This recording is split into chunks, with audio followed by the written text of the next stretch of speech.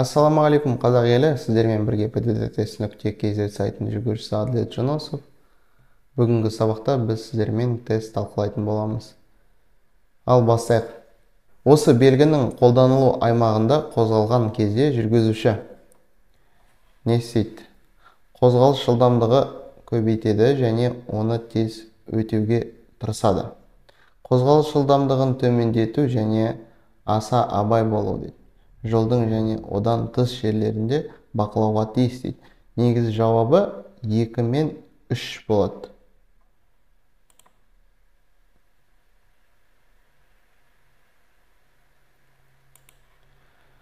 Жол қиылысынан өткен кезде қызыл автомобиль жүргізушісі кімге жол береді? Суретіне қарайық, қайтадан анимациясына міне. Қараңыздар. Басты жолдың белгісі тұр, басты жолдың жүріс бағытын көрсетіп тұр. Сонда ең бастысы трамвай жүреді бұл жерде, себебі басты жолда тұр. Екінші кезекте бізде қызыл көлік жүреді. Үшінші кезекте бізде мотоцикл жүреді, содан кейін барып жасыл көлік жүреді. Так, жауабын табайық. Жол қиылысынан өткен кезде қызыл автомобиль жүргізушісі кімге жол береді? Онда жауабымыз тек трамвайға болады. Мен сіздерге жай толықтай көрсетіп өттім қалай осы қиылыстан өтетініне. Қызыл, мысалы мотоцикл, содан кейін барып жасыл көлік жүреді. Достар, егер де сіздер осы тест алғыларыңыз келсе, онда видеоның астында сілтеме бар, сол сілтемеге кіріп тіркелу керек боласыздар. Тіркелген соң менің WhatsApp номеріма аты жөндеріңізді жазсаңыздар, сіздерге скидка болады. Осы жол белгісі жүргізушіні не туралы хабарландырады? Не туралы хабарландырады? Бағдаршамда қызыл шам жанған кезде біз аялдайтын орынды көрсетеді. Тоқтаусыз қозғалысқа тыйым салынған дейді. Ол басқа белгі негізі.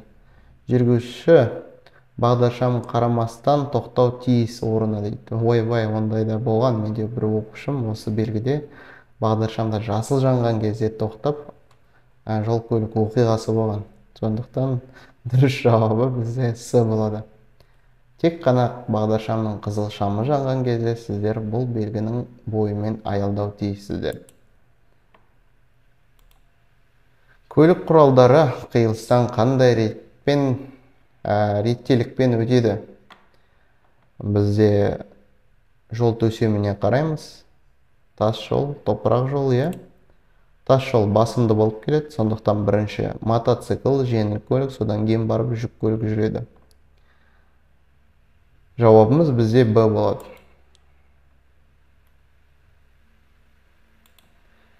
Мотоцикл жүргізушісі осы маневрді орындай отырып ережелерді бұзды ма дейді. Әрине, жол таңбасына қараймыз, бізде қос тұтас таңба тұр, оны кесіп өтсеңіздер, онда 6 айға праволарыңыз алып қояды. Сондықтан қиылыстан алдында кептеліс жоқ, жолдың таңбаны кесіп өтіп бұзды дейді. Міне, дұрыс жауабымыз А. Бұл жол белгісі тыйым салады дейді. То есть, бұндай белгіде біз көліктің арақашықтығы 70 метрден жақын жүрмеу керексіздер. Қауіпті аймақтарда және бақылау пункттарында орнатылады. Тоннельде қою мүмкін, көпірде орнату мүмкін, арақашықты сақтайтын. Жауабымыз бізде көлік құралы белгіден кейін кемінде 70 метр қашықтықта тоқтауға дейді. Жоқ, бұл қате. Көлік құралдары арасындағы қашықтық 70 метр кем болған жағдайда тұруға дейді. Көлік құралдары арасында 70 метр кем қашықтықпен жүруге дейді. Мына болады С, дұрыс жауабы. Маршруттық көлік құралдарының қозғалысы қандай бағыттарда рұқсат етіледі? Маршруттық көлік құралдары олар астындағы айдың ақ түсіндегі бағдаршаммен қолданады. Астындағы шамы жүруге рұқсат береді маршруттық көлік құралдарына. Биіктегі шамдар олар жүріс бағытын көрсетеді. Сонда тура және солға жүруге рұқсат етіледі.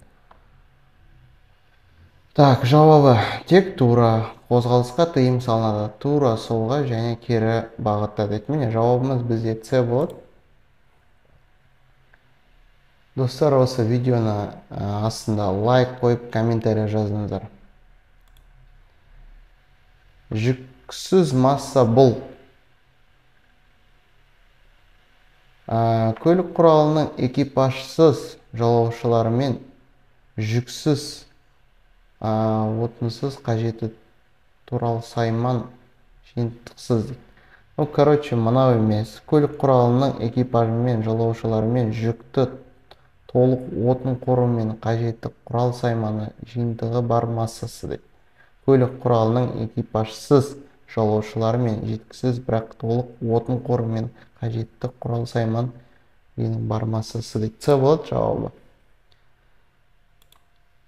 Осы жол белгісінен өткеннен кейін көлік құралдарына қозғалысына қандай арақашықты жалғастыруға рұқсат етіледі?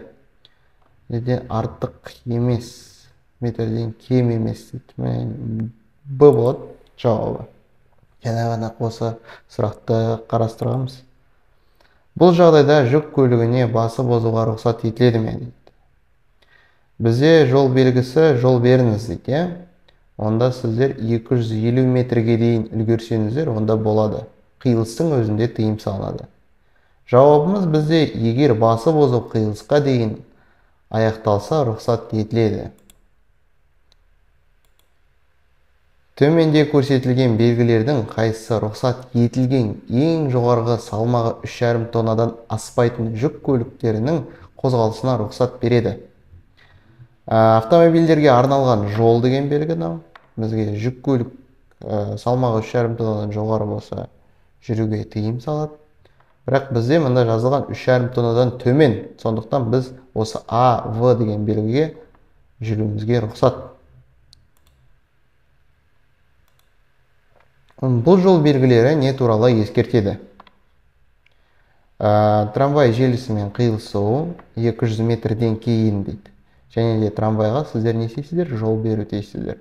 Онда жауабымыз бізде 200 метрден кейін жолдың трамвай жолдарымен қиылысу пайда болатын және онда жүргізуші трамвайға жол беру міндетті екенін дейді.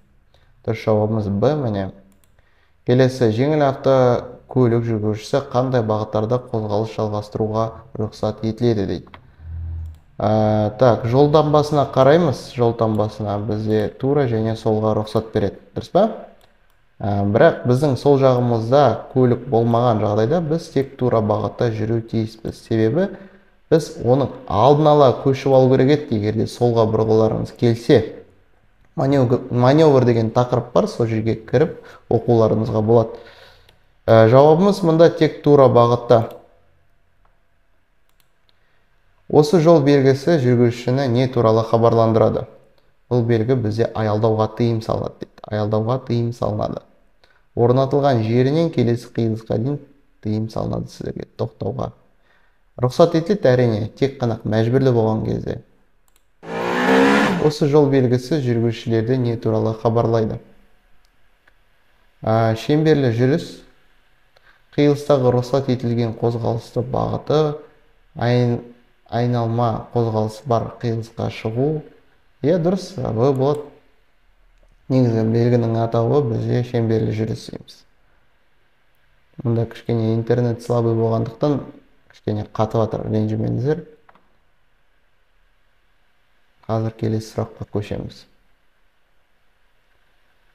Достар, как раз закончился, да? Қазір давай сразу снимать етейін. Менде интернет тоқтап қалды, ренжімеңіздер. Келесі көріскенше сіздермен бірге pddds.kz сайтының жүргізушісі Аділет Жүнісов. Комментарий жазып, лайкты басып, міндетті түрде тіркеліңіздер және достарыңызбен бөлісіңіздер бұл каналмен. Егер де осы тест алғыларыңыз келсе, видеоның астында сілтеме бар, соған тіркеліп, содан кейін аты жөндеріңізді маған WhatsApp-қа жазып жіберіңіздер, номерімді қалдырам, сосын сіздерге жеңілдік болады. Жақсы, сау болыңыздар.